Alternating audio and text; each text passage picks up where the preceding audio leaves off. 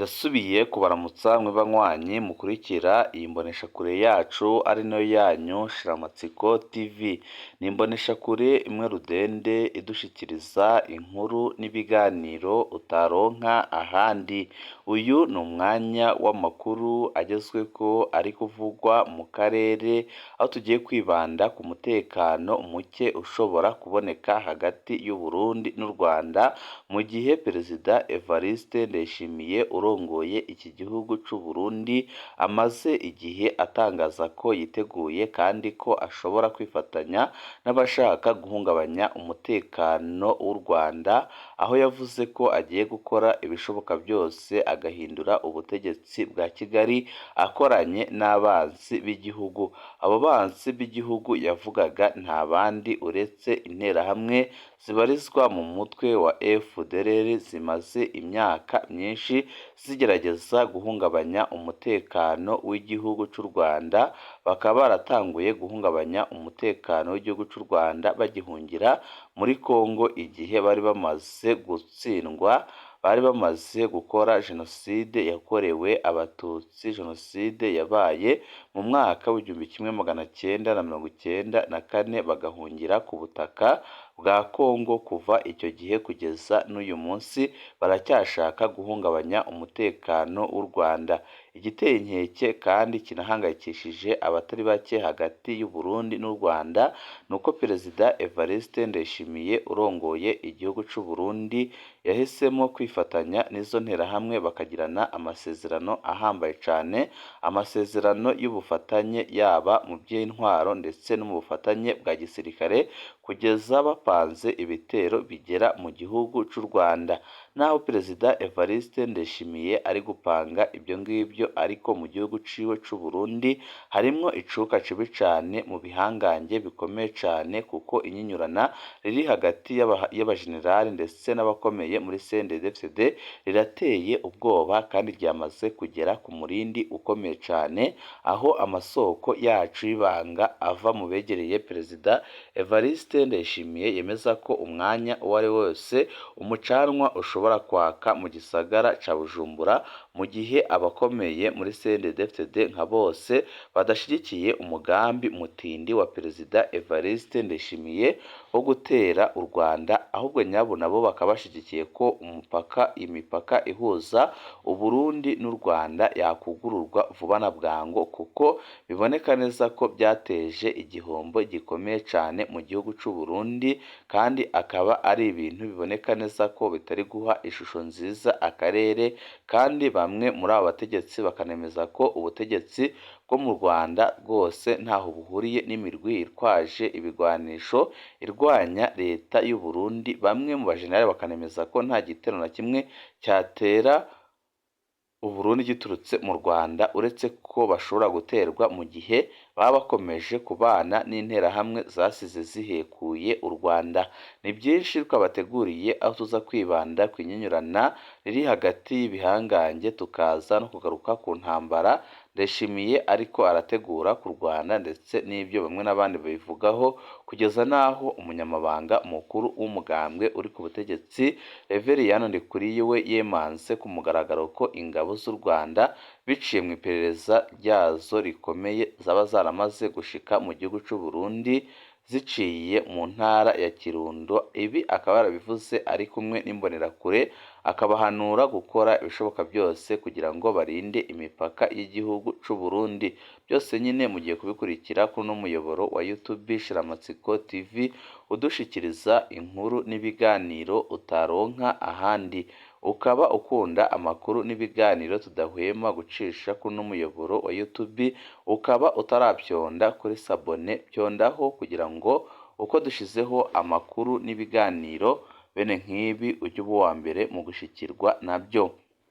Inyinyurana rikomeye hagati y'ibihangange muri CNDD-FDD ryamaze gufata umurindi ukomeye cane, kandi byamaze kugera ku rwego ruhambaye cane, kugeza n'aho Perezida Evariste Ndayishimiye avuga ko aho ibintu bigeze yafata ingingo agafunga bamwe mu bihangange amaze akareba ko yakoroherwa, ariko nanone abamwegereye bakamuhanura ko gupfunga ikindi gihangange mu gihe Bunyoni n'ubu ngubu agipfunzwe kandi ibihangange bisaba ko yofungurwa ryaba ari ibara kandi kwaba ari ukwita kurisongoye, kuko ibyo bihangange byaba bisigaye babona ko nabo batahiwe bose bagahita bahuriza ku mugambi umwe wo kumutembagaza ku butegetsi.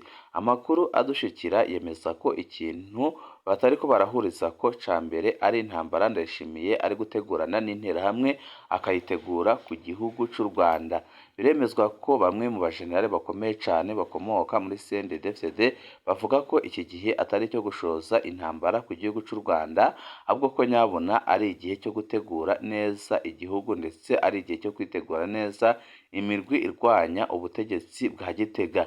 Benshi bakemeza ko ata n'ubushobozi bafise na bukeya bwo guhangana n'igisirikare c'u Rwanda, igisirikare kizwi ko gikomeye mu karere ndetse no muri Afurika, igisirikare kigenda gikora amoperasiyo ahambaye cane ku isi ahatandukanye, kugeza n'ayo gikora mu ishamba rya Kibira mu gihugu c'u Burundi agasiga ahitanye amajana n'amajana y'abasoda b'u Burundi kandi ntibigere barabukwa n'uko byagenze.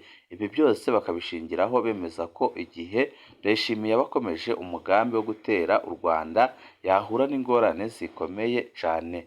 Twarababwiye inama y'ibanga yabaye hagati y'ibihangange bikomakomeye by'abajenerali bikomoka muri CNDD-FDD, hiyongereyeho umunyamabanga mukuru w'umugambwe uri ku butegetsi Reveriyani Ndikuriyo. Iyo nama yatumijwe na Perezida Evariste Ndayishimiye ubwe kandi ikaba ari inama yabereye mu rugo iwe, aho yakiriye rwose ibihangange akabikorera ibishoboka byose, akabyemerera ibiti ndetse n'amafaranga atagira ingano, ariko n'ubundi bakaba barahiye bakarengwa bakavuga ko rwose badashobora kugumya kumushyigikira mu migambi afise yo gusenya Uburundi ataretse no gusenya akarere. Amakuru adushikira aremeza ko Perezida Evariste Ndayishimiye yateguye iyo nama rukokoma mu ntumbero yo kunywanisha ibihangange muri CNDD-FDD, biboneka neza ko byacitsemo kabiri. Intumbero yiwe ya kabiri kwari ukubumvisha ko intambara hagati y'u Burundi n'u Rwanda ikenewe, kuko kwaba ari ugukingira igihugu. We nyabona agashimika avuga ko impamvu ashaka gutera u Rwanda ari uko ashaka kuzana abagerageje gutembagaza ubutegetsi mu mwaka wa 2015 bahungiye mu Rwanda, barangajwe imbere na Generali Niyombare umaze igihe kinini abarizwa ku butaka bw'u Rwanda, nyuma y'uko agerageje gukura abarundi ku gakano umuhisi Petero Nkurunziza bikanga, ahemukiwe na Generali Prime Niyongabo agahita ahungira ku butaka bw'u Rwanda. N'uyu munsi akaba ariho ari ubutegetsi bwa Gitega bukaba bumaze igihe busaba ko Niyombare yakoherezwa mu Burundi, ariko u Rwanda rukaba rwaranze kumutanga, rukavuga ko kugira ngo rwemere ko Niyombare agaruka mu gihugu c'u Burundi ari uko haba amasezerano ahambaye hagati y'ibihugu, ku buryo Niyombare atazigera apfungwa kandi azasubizwa iteka yahoranye mu gihugu c'u Burundi, agahabwa n'abamucungera umutekano yihitiyemo. Ibi nabyo nyine leta ya Gitega yarabyanse, irarahira irarengwa, ivuga ko ishaka kumupfunga nk'uko nyine ifunze abandi basirikare bakomeye bagirijwe gutembagaza ubutegetsi bw'umuhisi Petero Nkurunziza, bapfunzwe umunyororo wo guherayo ubuzima bwabo bwose. Bamwe muri bo uyu munsi bakaba batemerewe no kujya kwivuza kuko nyine bahebwe n'ubutegetsi bwa Ndayishimiye, ibigaragaza ikibi Ndayishimiye ariko arakorera abarundi. Ndayishimiye yeretse abasoda abajenerali bene wabo ko igihe Niyombare akiri mu Rwanda igihugu c'u Burundi gifise ibyago bikomeye cane. Yeretse abajenerali ko Niyombare afise isano ritari rito afitanye n'umurwi Red Tabara umaze igihe uhungabanya umutekano w'u Burundi. Niyombare ngo niwe kibazo gikomeye cane kuri Perezida Evariste Ndayishimiye, ndetse Ndayishimiye yagaragaje ko u Rwanda rwose rushobora gutera Uburundi mu gihe batarwitanga ngo barutere. Ikintu cyatumye Perezida Evariste Ndayishimiye agaragaza ko u Rwanda rushobora gutera Uburundi umwanya n'umwanya, nuko nawe azi neza ko ari gukorana n'interahamwe, kandi akaba azi neza ko u Rwanda rutajya rwigera rwihanganira umuntu n'umwe ufitanye imigenderanire cyangwa se imikoranire n'interahamwe zasize zimenye amaraso mu Rwanda mu mwaka w'1994 aho haba Jenoside yakorewe Abatutsi. Abajenerali impungenge zose Ndayishimiye afise barazumvishe, ariko hari ibyo bagiye bamubaza nawe ubwe akananirwa kubisobanura.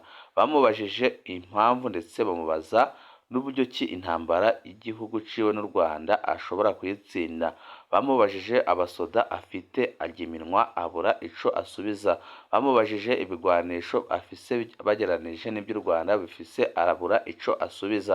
Bamubajije ibibazo byinshi babaza niba yiteguye kujya ku rugamba abura icyo asubiza. Ibi byose babimubajije mu ntumbero yo kumwereka ko intambara ariko arashotora ikomeye, kandi bamweretse ko iyo ntambara ariko arashotora adashobora kuyitsinda. Icya kabiri bageze kuri Generali Niyombare. Bamaze kugera kuri Generali Niyombare naho bamubajije utubazo twinshi. Umwe mu bajenerali tudashimye kuvuga izina rye akaba ari n'umuntu uhambaye cyane mu gihugu cy'u Burundi yabajije Perezida Evariste Ndayishimiye. Yaravuze ati: nyakubahwa Perezida, kubera iki uvuga ko Niyombare afataniye isano na Red Tabara? Kubera iki wemeza ko Niyombare ari we urongoye Red Tabara?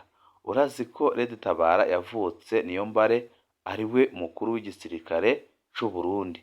Birumvikana neza ko ahubwo wowe ushaka kuvuga ko Niyombare washinze Red Tabara, kandi icyo gihe akaba yarakoreraga igisirikare cy'u Burundi. Ni ukuvuga ko Red Tabara yaba yarashinzwe n'igisirikare cy'u Burundi.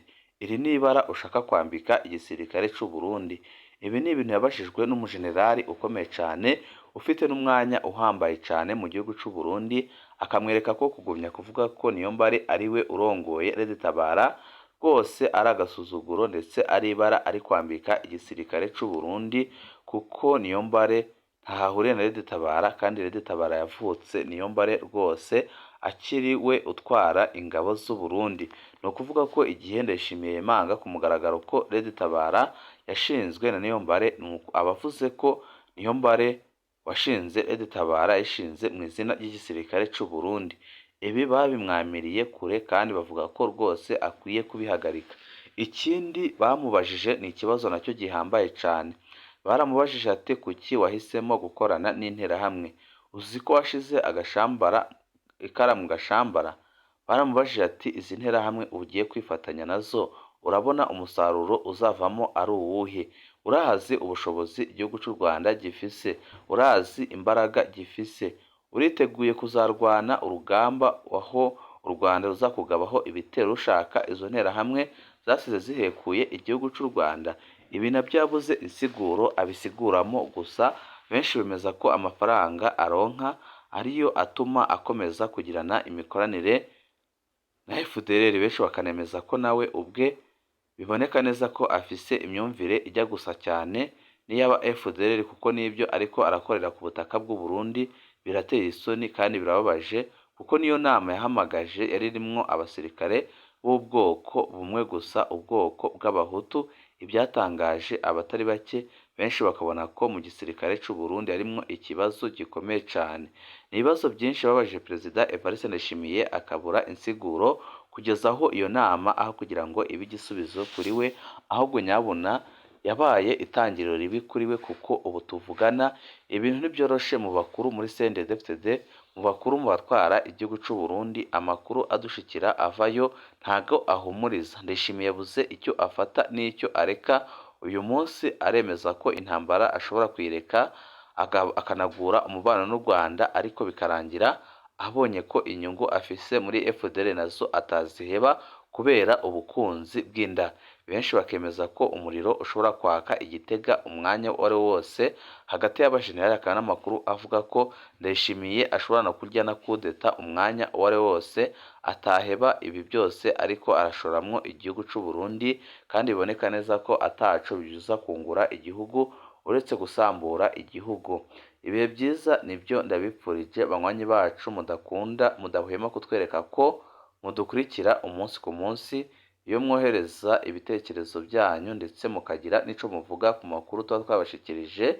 ndetse mukagira n'ico mutubwira ku byo twahindura ndetse no ku byo twakongeramo. Ibihe byiza nibyo ndabipfurije banywanyi bacu.